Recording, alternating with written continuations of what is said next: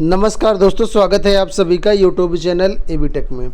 आज है 29 जून 2021 और जान लेते हैं आज की महत्वपूर्ण खबरें जो आज के प्रमुख समाचार पत्रों पर छाई हुई हैं।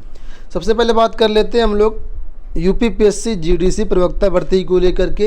इनकी फिलहाल नियुक्तियाँ फंसी हुई हैं काउंसलिंग रुकने के चलते।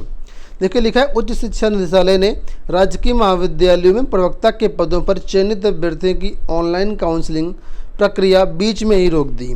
ऐसे में 5 साल पुराने विज्ञापन के तहत चयनित अभ्यर्थियों की नियुक्ति फंस गई है।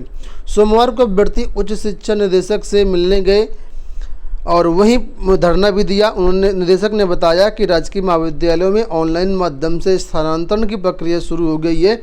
यह प्रक्रिया पूरी होते ही चयनित अभ्यर्थियों को काउंसलिंग के माध्यम से कॉलेज आवंटित कर दिए जाएंगे। तो कुल मिलाकर के जो अभी माध्यमिक में और उच्च शिक्षा विभाग में ट्रांसफ़र प्रायोरिटी में है गवर्नमेंट की, इस वजह से इनकी फ़िलहाल काउंसलिंग रोक दी गई है और ट्रांसफ़र प्रक्रिया पूरे होने के बाद इनकी जो काउंसलिंग है वो करवाई जाएगी और इसके बाद इनकी ज्वाइनिंग दी जाएगी। यहाँ पर देखिए, लिखा है कि 8 विषयों अंग्रेजी, अर्थशास्त्र, हिंदी, रसायन विज्ञान, बीएड, भौतिकी, वाणिज्य एवं गृह विज्ञान में चयनित 350 अभ्यर्थी कॉलेज आवंटित उनको अभी तक नहीं किए गए हैं। इस मसले पर अभ्यर्थियों ने सोमवार को उच्च शिक्षा निदेशालय में धरना दिया और निदेशक से वार्ता भी की। तो जो भी अपडेट होगा आने वाले टाइम पे हमारे चैनल के माध्यम से आप लोगों को मिलता रहेगा। इसी कड़ी के तहत हम लोग बात कर लेते हैं एलटी ग्रेड ज्वाइनिंग को लेकर के। तो एलटी ग्रेड ज्वाइनिंग में भी यही हाल है। आप लोगों को वीडियो के माध्यम से सूचित किया गया था कि प्रतियोगी मोर्चा का ये प्रयास था। प्रतियोगी मोर्चा की जो लखनऊ में वार्ता हुई थी अधिकारियों से, उन्होंने कहा था कि हर हाल में मंगलवार तक पोर्टल खुल जाएगा और आज मंगलवार है, लेकिन पोर्टल खुलने की चांसेज देखा जाए तो 0% है। पोर्टल खुलने वाला अभी नहीं है। कारण उसमें भी है कि माध्यमिक में भी ऑनलाइन ट्रांसफ़र शुरू कर दिए गए हैं। आप लोग जानते हैं कल 28 जून से ट्रांसफ़र शुरू हो गए हैं, जिसमें अभी थोड़ा सा टाइम भी लगेगा। एनआईसी सूची वगैरह जारी करेगा सब कुछ। तो इसमें अधिकारियों से वार्ता के अनुसार ये चीज़ें निकल के आ रही हैं कि कम से कम आपका 1.5 हफ्ता यानी 10 से 12 दिन आपका इसमें लग सकता है। उसके बाद आपकी एलटी ग्रेड के जो ज्वाइनिंग है हिंदी सोशल की, उसके लिए पोर्टल खोला जाएगा। फिलहाल कुछ अभ्यर्थी ऐसे भी हैं जो कि धरना प्रदर्शन की मांग कर रहे हैं कि उनका कहना धरना प्रदर्शन किया जाए। जो भी अपडेट होगा मिलता रहेगा आप लोगों को, ठीक है। बढ़ते हैं अगली अपडेट की तरफ। यहाँ पर अपडेट है, देखिए लिखा है सभी सरकारी कार्यालयों में अब उपस्थिति जो है 100% कर दी गई है। अभी तक कोरोना के चलते बहुत सारे सरकारी अस्पतालों में कभी 50%, कभी 75%, अब सभी कार्यालयों में 100% कर्मियों की उपस्थिति के साथ जो कार्यालय हैं वो खोले जाएंगे। बढ़ते हैं अगली अपडेट की तरफ। यहाँ पर आप लोग देख सकते हैं माध्यमिक शिक्षा की तबादला सूची जल्द। उत्तर प्रदेश के राजकीय माध्यमिक स्कूलों में प्रधानाचार्य, प्रधानाध्यापक, शिक्षक के ऑनलाइन तबादला सूची जो है 8 जुलाई को जारी की जाएगी। विभाग के निदेशक विनय कुमार पांडे ने बताया कि 28 जून से 2 जुलाई तक ऑनलाइन आवेदन कर पाएंगे। 29 जून से 3 जुलाई तक जो आपके फॉर्म की हार्ड कॉपी और डीआईएस ऑफिस में आप लोग जमा करेंगे और उसके बाद 8 जुलाई को आपकी ट्रांसफ़र की जो सूची है वो आ जाएगी और उसके बाद ट्रांसफ़र आपका कर दिया जाएगा, ठीक है। तो फिलहाल जो ट्रांसफ़र है 15 जुलाई करने तक के आदेश मुख्यमंत्री द्वारा दिए गए हैं। बढ़ते हैं अगली अपडेट की तरफ। यहाँ पर अपडेट है एकीटीयू की परीक्षाओं को लेकर के लिखा, परीक्षा फॉर्म भरने और फीस जमा करने की तिथि बढ़ी। डॉक्टर एपीजे अब्दुल कलाम प्राविधिक विश्वविद्यालय ने छात्रों को सम सेमेस्टर परीक्षा फॉर्म भरने का एक और अवसर दिया है। साथ ही ऑनलाइन फीस जमा करने की अतिरिक्त मोहलत भी दी है।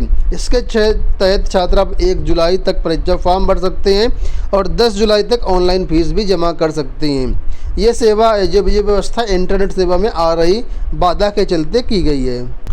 दोस्तों, अगर आप टीजीटी पीजीटी की तैयारी कर रहे हैं या अन्य की तैयारी कर रहे हैं तो हमारे संस्थान द्वारा जो कोर्सेस हैं उन पर भारी डिस्काउंट दिया जा रहा है। 50 से 80% तक का अलग अलग कोर्सेस में डिस्काउंट है। टीजीटी साइंस की बात करें तो यहाँ पर जो है इस कोर्स में फ्लैट 1000 रुपये का आपको डिस्काउंट दिया जा रहा है। 2500 का कोर्स मात्र 1500 रुपये में आप लोगों को प्रोवाइड किया जा रहा है। तो अगर आप इसमें इनरोल होना चाहते हैं तो डिस्क्रिप्शन में ऐप का लिंक दिया गया है, exam preparation by AB Tech, वहाँ से आप इसको डाउनलोड कर दीजिए और ऑनलाइन पेमेंट के जरिए कोर्स परचेज कर सकते हैं। कोई दिक्कत होती है तो आप लोग चैट बॉक्स के माध्यम से कोई भी अपनी क्वेरी का समाधान कर सकते हैं। बढ़ते हैं अगली अपडेट की तरफ। यहाँ पर अपडेट है यूपीएससी को लेकर के। बहुत समय से यूपीएससी में एक अतिरिक्त अवसर की मांग की जा रही है, लेकिन यहाँ पर देखिए अपडेट आई हुई है। सुप्रीम कोर्ट में इसकी सुनवाई हुई और सुप्रीम कोर्ट ने इस याचिका को खारिज कर दिया।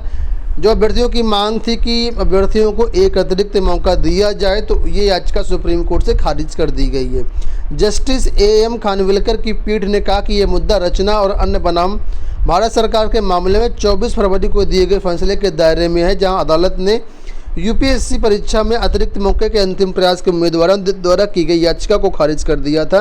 याचिकाकर्ताओं की ओर से वरिष्ठ अधिवक्ता प्रदीप राय ने कहा कि याचिकाकर्ता उस निर्णय से कवर नहीं है।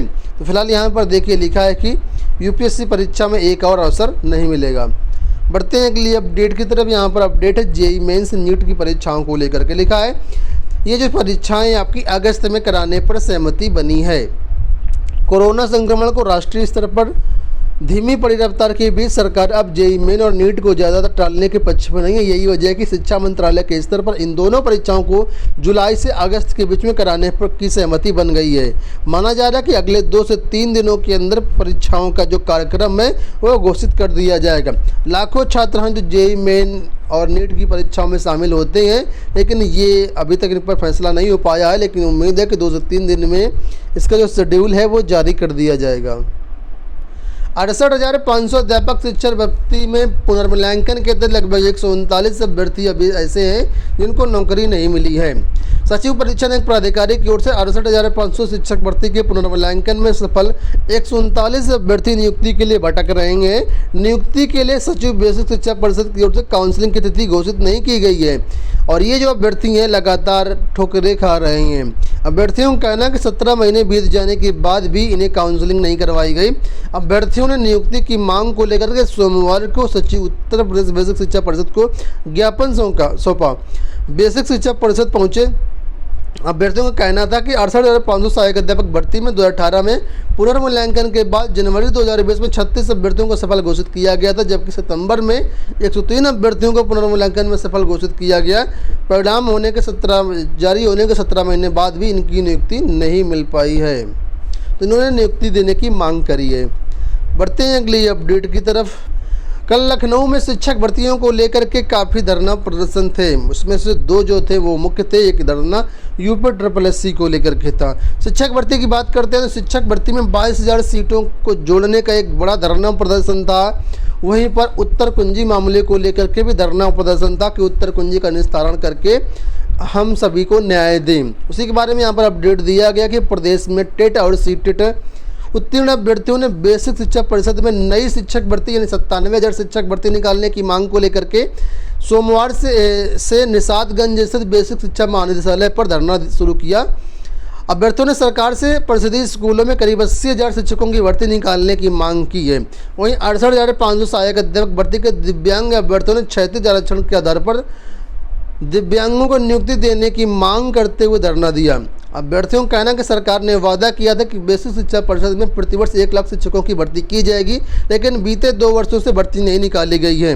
उधर दिव्यांग अभ्यर्थियों का आरोप है कि 68,500 शिक्षक भर्ती में जो PW एक्ट 1995 है उसके अनुसार 3% आरक्षण दिया गया है, जबकि इसमें आगे लिखा है इसके कारण भर्ती में 5% भारांक भी नहीं मिला। वहीं पर उत्तर कुंजी मामले को लेकर के बहुत सारे अभ्यर्थियों ने धरना प्रदर्शन किया। उनकी मांग थी कि उत्तर कुंजी का निस्तारण करके इन अभ्यर्थियों को भी न्याय दिया जाए। यहाँ पर अपडेट है परिषदीय विद्यालयों में छुट्टियों को लेकर के लिखा है अब छुट्टियाँ मंजूर करने के लिए नहीं होगा शिक्षकों का शोषण। अवकाश अस्वीकृत करने पर पोर्टल पर बताना होगा कारण। परिषदीय स्कूलों के शिक्षकों की छुट्टियां मंजूर करने में अब जिला बेसिक शिक्षा अधिकारियों और खंड शिक्षा अधिकारियों की मनमानी नहीं चलेगी। शिक्षकों का अवकाश अस्वीकृत करने पर अब मानव संपदा पोर्टल पर इसका कारण बताना होगा। बेसिक शिक्षा विभाग ने इसके लिए पोर्टल पर एक मेनू जोड़ा है, जिसके माध्यम से अवकाश अस्वीकृत किए जाने का कारण स्पष्ट करना होगा। किसी भी अवकाश के आवेदन को लंबित रखने या कारण नामंजूर करने पर BSA एवं जो ABSA हैं तो उनके खिलाफ दंडात्मक कार्रवाई की जाएगी। तो ये हो गई दोस्तों आज की सारी अपडेट। आशा करते हैं वीडियो पसंद आया होगा। इसी तरह की अपडेट पाने के लिए चैनल को सब्सक्राइब कर लीजिएगा, वीडियो को लाइक और शेयर भी कर दीजिएगा। फिलहाल इस वीडियो में इतना ही, धन्यवाद।